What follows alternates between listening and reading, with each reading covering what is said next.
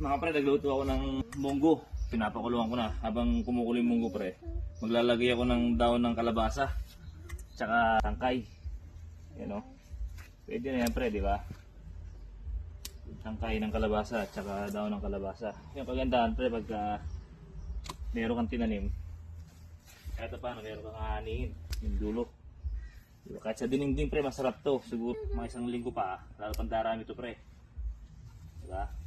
Kasi itong mga ganito pre, habang binabawasan mo ng ganito, lalong kumakapal.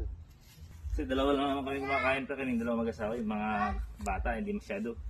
Pero minsan pinipilit namin kumain. Ngayon o, diba?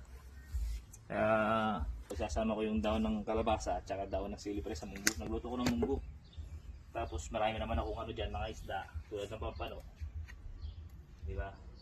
Ito, mga isang linggo lang, marami na naman itong mga daon na ito pre.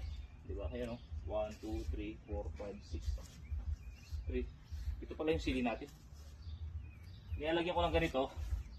Kasi yung anak ko pre, pagka nagbobola, tumatulbog yung bola rito. Kaya pakinabangan na natin yung ano pre, yung